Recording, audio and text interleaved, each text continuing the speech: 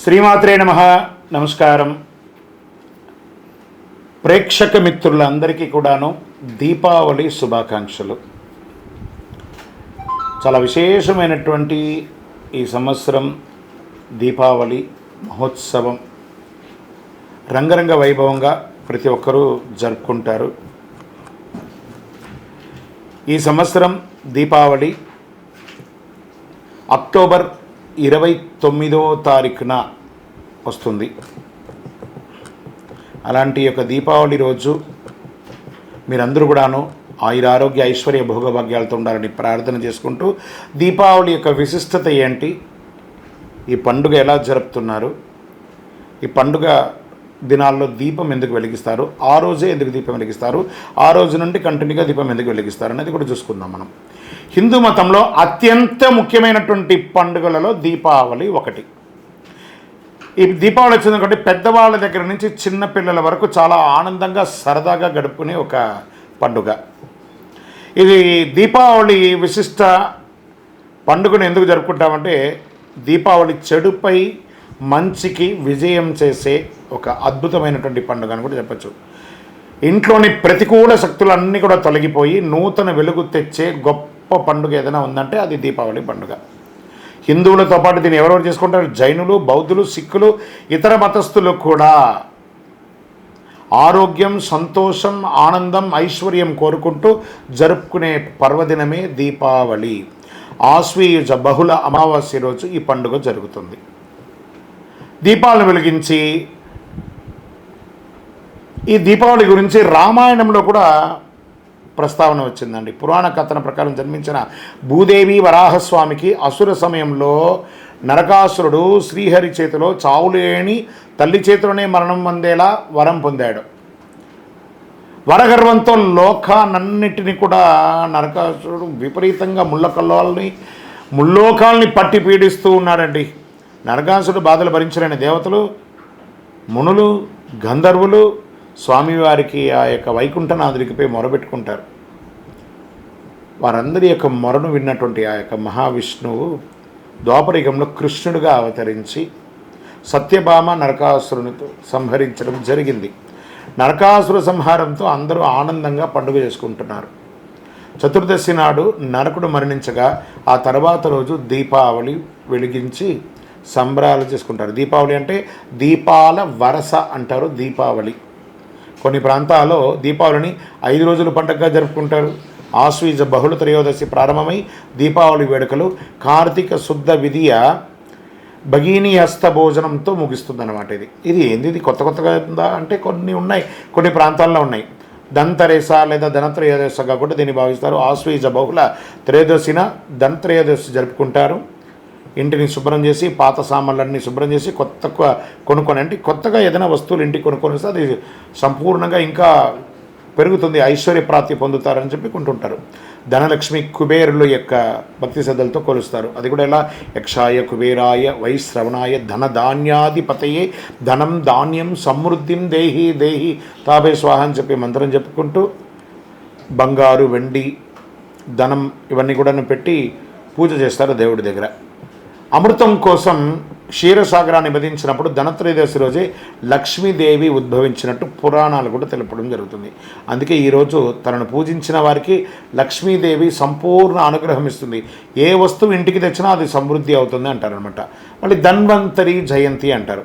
ఆరోగ్యం ఇప్పుడు ఎవరికైనా కావాల్సిందేంటి? నాకు ఆరోగ్యం బాగుంటే చాలు, నేను అన్నీ బాగుంటారంటారు కదా. ఆరోగ్యానికి మందులకు అధిపైనటువంటి ధన్వంతరి జయంతి కూడా ఈరోజు దీపావళి రోజే ధన్వంతరి పుట్టినరోజు. ఆరోగ్యమే మహాభాగ్యం. అలాంటి మహాభాగ్యానికి అవసరమైనటువంటి ఔషధ గుణాలు అన్నీ కూడా ఆయనలో నిర్మితమైనటువంటి ధన్వంతరి. ఆయన కూడా క్షీరసాగర మదనంలో లక్ష్మీదేవి, కామధేను, కల్పవృక్షం, ఐరావతం లాంటి దివ్య శక్తులతో పాటు ధన్వంతరి కూడా ఆవిర్భవించారు.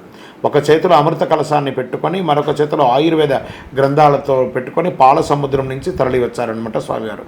అందుకే ఆరోగ్యం కోసం, అనారోగ్యం నుంచి శీఘ్ర ఉపశమనం కోసం ధన్వంతరిని పూజించి లక్ష్మీదేవిని పూజించి సంతోషిస్తారు. ఎందుకంటే ఆయన సాక్షాత్ శ్రీమన్నారాయణుడే కాబట్టి. అందుకే ఆయుర్వేద వైద్య చికిత్స ప్రారంభించినప్పుడు ధన్వంతరిని స్మరించుకుంటారు. కాబట్టి ప్రతి హాస్పిటల్లో చూడండి ఒక ధన్వంతరి ఫోటో కూడా ఉంటుంది ప్రతి చోట. ధనత్రయోదశి ఆరోగ్యానికి మహాభాగ్యాన్ని ఇస్తుంది. దీపావళి అమావాస్య, ఆశ్వీజ అమావాస్య రోజున దీపావళి పండుగ సమయంలో ఇంటిని శుభ్రం చేసి రకరకాల పిండి వంటలు తయారు చేసుకుంటారు. పిల్లలందరూ పటాకులు బాణసంచాలన్నీ కూడా కాలుస్తుంటారు. సంధ్యా సమయంలో గోగు కర్రలతో గుడ్డ పీలికతో కాగడాలు కట్టి వెలిగిస్తారు. గుమ్మంలో నేల మీద కొడుతూ దిబ్బి దిబ్బి దీపావళి మళ్ళీ వచ్చే నాగుల చవితి పుట్ట మీద జొన్న కర్ర పుట్ట యొక్క దెబ్బ అని పాట పాడుతూ ఉంటారు. మీరు కావాలంటే గ్రామాల్లో వెళ్ళి చూడండి. ఈ పాటలంతా కూడా మనం పురాణ గాథల్లో ఇంతకుముందు చెప్పేవారు. ఇప్పుడు కూడా డెప్త్ గ్రామాల్లోకి వెళ్ళారంటే ఈ యొక్క దీపావళి రోజు ఇలాంటి కథలు చెప్తూ పాటలు పాడుతూ ఉంటారు. గోగు కర్రని ఎవరు తొక్కని చోట వేసి వెనక్కి తిరిగి చూడకుండా కాళ్ళు కడుక్కొని లోపలికి వెళ్ళి మిఠాయిలన్నీ కూడా తింటూ ఉంటారు. ఇలా చేస్తే పిల్లలంతా కూడా ఆరోగ్యంగా ఉంటారు నమ్మకం. తర్వాత ఇంటిని దీపాలతో అలంకరించి మట్టి ప్రమిదలు నువ్వుల నూనె వాడటం మంచిది. దాంట్లో ఒత్తులంతా వేసి ఏక వ్యక్తి రెండు వ్యక్తి ఇలా వచ్చి వెలిగిస్తారు. లక్ష్మీదేవికి ఇష్టమైనటువంటి నువ్వుల నూనెతో దీపాలు వెలిగిస్తే అమ్మ అనుగ్రహం ఇస్తుంది. గుమ్మం తులసి దగ్గర మాత్రం తప్పనిసరిగా మట్టి ప్రమిదలతో నువ్వుల నూనెతో దీపం వెలిగించాలి దీపావళి రోజు. ప్రదోష సమయంలో అంటే సాయం సంధ్యా సమయంలో ఇట్లా 6 నుంచి 7 మధ్యలో ప్రదోషకాలం ఉంటుంది. దేవి పూజ చేస్తారు. ధనలక్ష్మి పూజ ఈరోజు చేస్తే ధనధాన్యాలు అష్టైశ్వర్యాలు సమృద్ధి అవుతుందట దీపావళి రోజు. దీపావళి రోజున లక్ష్మీ పూజతో వ్యాపారం అభివృద్ధి చెందుతుంది. కొత్త బంగారం వెండి ఆభరణ పూజలు పెడతారు. భగినీహస్త భోజనం ఇది బాగా వినండి. దీపావళికి దీనికి ఏం లింక్ ఒకసారి చెప్తాను వినండి. ఈరోజు యమ ద్వితీయ బాయాదూజ్ జరుపుకుంటారన్నమాట. సోదరులు తన సోదరి చేత భోజనం తింటే మృత్యు భయాలు తొలగిపోతాయి. సూర్యభగవానుడి యొక్క కుమారుడు యముడు, అతని యొక్క సోదరి యమి తన యొక్క సోదరుని ఎంతగానో అభిమానించేది. నిత్యము తన మిత్రులతో గడుపుతూ ఎన్నోసార్లు కోరినా ఏదో ఒక పని క్షణం కూడా తీరిక లేకుండా సోదరుడి ఇంటికి యముడు వెళ్ళలేకపోతాడనమాట. ఈ పరిస్థితిని యమున కార్తీక శుక్ల విధియ నాడు తప్పకుండా రమ్మని ఆహ్వానిస్తూ వాగ్దానం తీసుకుంటుంది.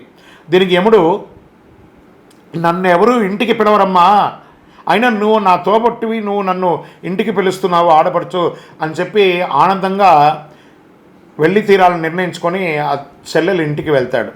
యమధర్మరాజు ఇంటికి వస్తే మనం యాక్సెప్ట్ చేస్తామా? ఊహించుకోండి, మరణమే కదా.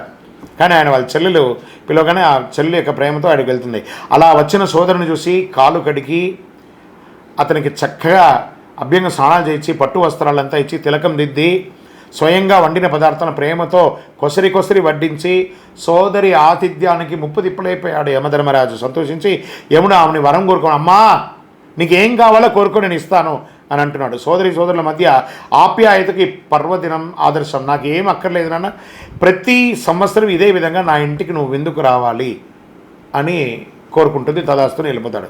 దీపావళి మరునాడు వచ్చేది బలిపాడ్యమి అంటారు దీన్ని. చతుర్దశి నాడు విష్ణుమూర్తి వామనుని రూపంలో పాతాళానికి అణిచివేసిన బలిచక్రవర్తి మళ్ళీ భూమి మీదకి తిరిగి వచ్చే అద్భుతమైనటువంటి రోజును కూడా చెప్పచ్చు.